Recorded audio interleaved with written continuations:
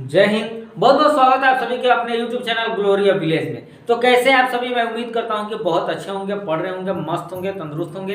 तो चलिए आज हम लोग का टॉपिक है ना, इंग्लिश के पोएट्री सेक्शन के second chapter song of my self. Poem के पूरा लाइन बाय लाइन एक्सप्लेन करेंगे और राइटर के जीवनी के बारे में भी हम जानेंगे पूरा डिटेल्स में।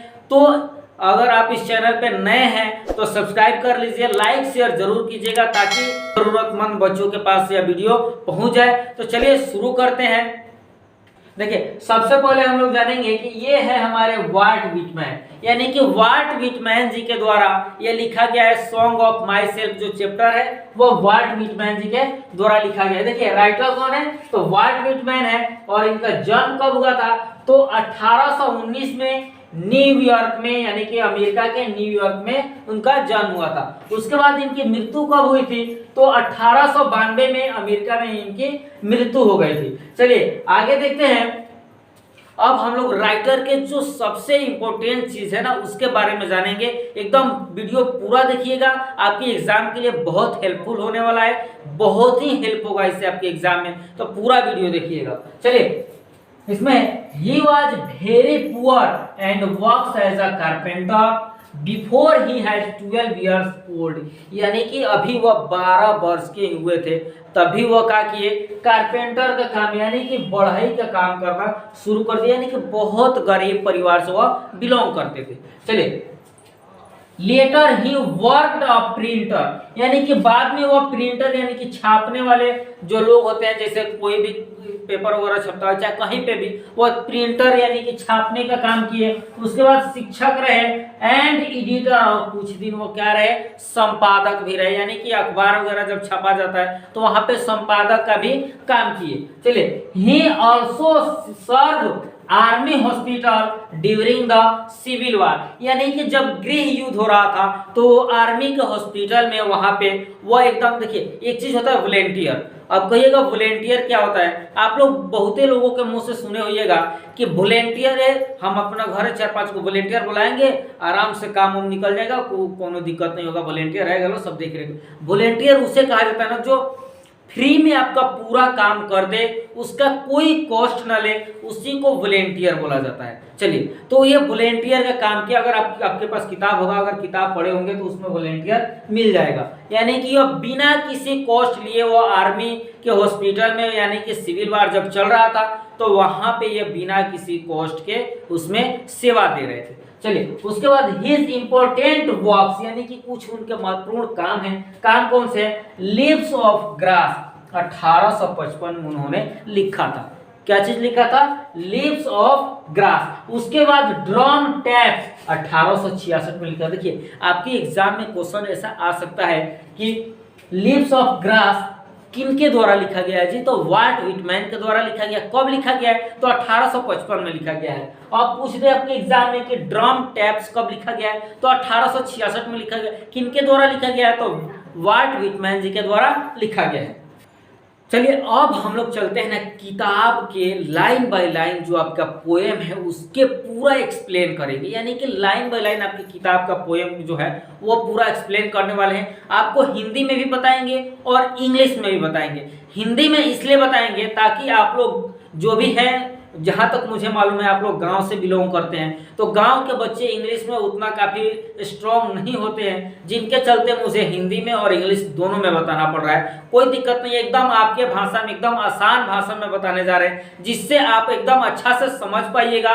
और मैं उम्मीद करता हूँ कि आप उतना समझिएगा जितना मैं समझाने की कोशिश करूँगा, कहीं उससे बेहतर भी हो जाए। तो चलिए सबसे पहला देखिए हम इसमें करेंगे क्या? लाइन बाय लाइन हम बताएंगे, यानी कि फर्स्ट सेकेंड थर्ड। यहाँ पे देखिए फर्स्ट लाइन है, सेकेंड लाइन है और थर्ड लाइन है, तो उस तरह से उसके बाद फोर्थ फिफ्थ सिक्स, इस तरह से पूरा लाइन बाय लाइन एक्सप्लेन करेंगे। और यहाँ पे आप लोग के लिए हिंदी भी है और इंग्लिश भी है, एकदम पूरा समझ में आएगा। चलिए देखिए सबसे पहला देखते हैं, आई सेलिब्रेट माई सेल्फ, यानी कि मैं स्वयं उत्सव मनाता हूँ।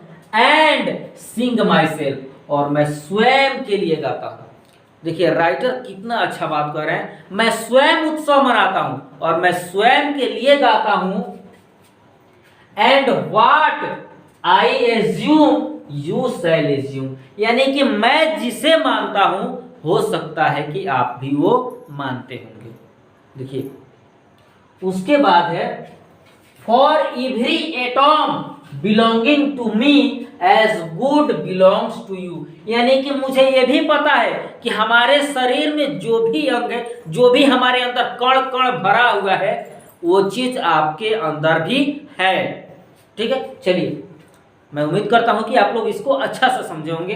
यानी कि इसमें आपका फर्स्ट सेकेंड और थर्ड तीनों लाइन, देखिए सबसे पहले हम लोग फर्स्ट सेकेंड और थर्ड तीनों लाइन जान गए हैं। उसके बाद हम लोग जान जा रहे हैं फोर्थ फिफ्थ और सिक्स्थ, ये तीनों लाइन अब हम लोग जान जा रहे हैं। देखिए I loafe and invite my soul, मैं विचरण करता हूँ यानी कि इधर उधर घूमता हूँ और अपने आत्मा को आमंत्रित करता हूँ। I lean and loafe at my ease observing a spear of summer grass, यानी कि मैं आराम करता हूं, अपने हिसाब से घूमता हूं फिरता हूं, गर्मी के घासों के कटीलेपन का अवलोकन करता हूं। यानी कि गर्मी के घास में जो कटीलेपन है इसका यूज किस तरह से किया गया, यानी कि अभी समर दिन चल रहा है, समर का सीजन है, आप निकलिएगा घर से बाहर और देखिएगा कि घास एकदम जहाँ पे बहुत धूप काफी निकल रहा है तो उसके चलते घास क्या होता है, सूख जाता है और उसमें नुकीलापन आ जाता है। आप नंगे पैर चलिएगा तो उसमें आपके पैर के तलवे में चुभेगा, उसी को कहा गया है कटीलेपन। ठीक है, उसके बाद है माई टंग, यानी कि मेरे जीव, every atom of my blood, यानी मेरे खून के प्रत्येक कण, फ्रॉम दिस सोल, और इस मिट्टी, दिस एयर, यानी कि इस हवा से बना। यानी कि कभी कहते हैं जब मेरे शरीर में कण कण किस चीज से मेरा जीव हो या फिर शरीर का कोई भी भाग हो, वह मिट्टी से और इस हवा से मिलकर बना है। उसके बाद चलिए आगे देखते हैं।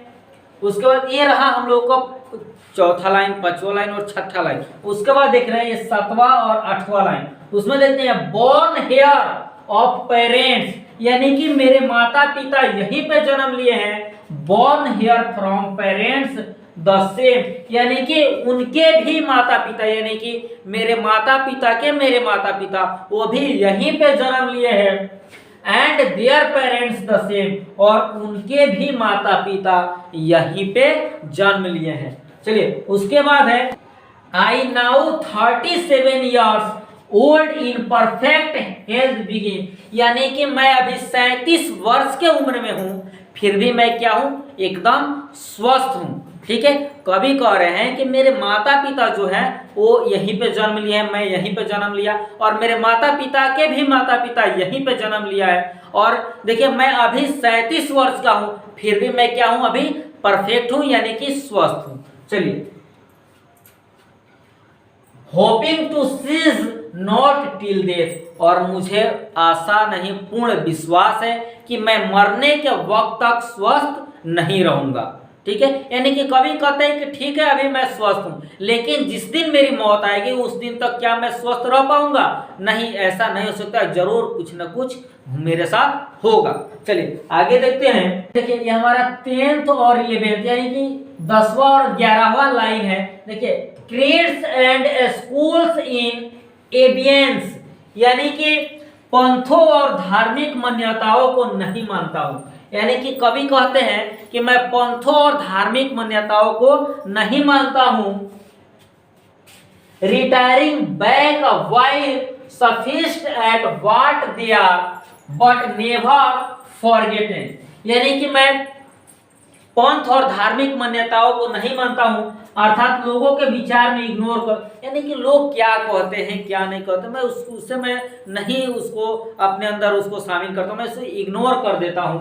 उसके बाद कहते हैं कि थोड़ी देर के लिए उसे भूल जाओ जो तुम सोचते हो, यानी कि आप जो कुछ भी सोचते हैं थोड़ी देर के लिए उसे क्या कीजिए, भूल जाइए।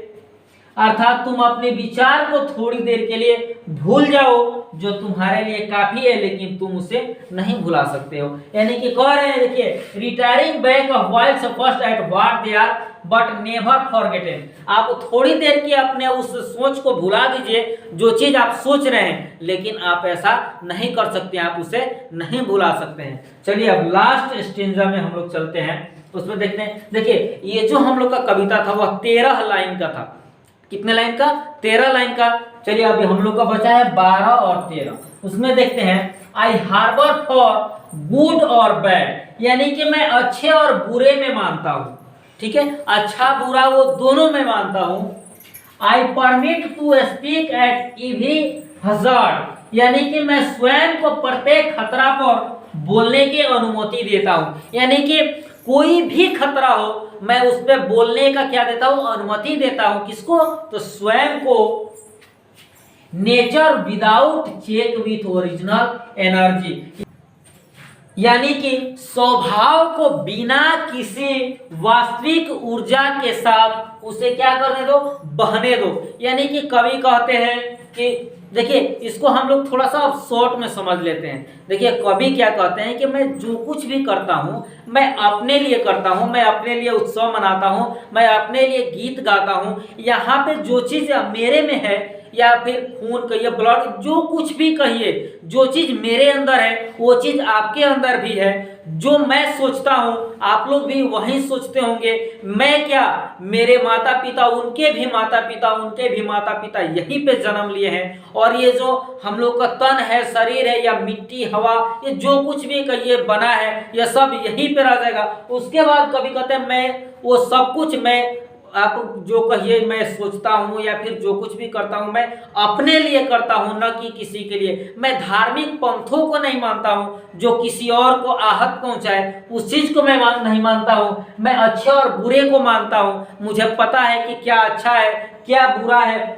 मैं स्वयं पे, अगर मेरे पे कोई खतरा आ जाता है तो मैं उससे लड़ने के लिए स्वयं से अनुमति मांग लेता हूँ और वो काम कर देता हूँ जो एक व्यक्ति को करना चाहिए। और मैं अपने स्वभाव को बिना किसी जांच परख के अपने वास्तविक ऊर्जा के साथ उसे बहने देता हूं। ये रहा हमारा सॉन्ग ऑफ माई सेल्फ का पूरा एक्सप्लेनेशन। अगर आप लोग को अच्छा लगा हो तो आप लोग जरूर लाइक कीजिए। अगर अभी तक सब्सक्राइब नहीं किए हैं तो सब्सक्राइब कीजिए। तो चलिए मिलते हैं अगले वीडियो में, तब तक के लिए जय हिंद।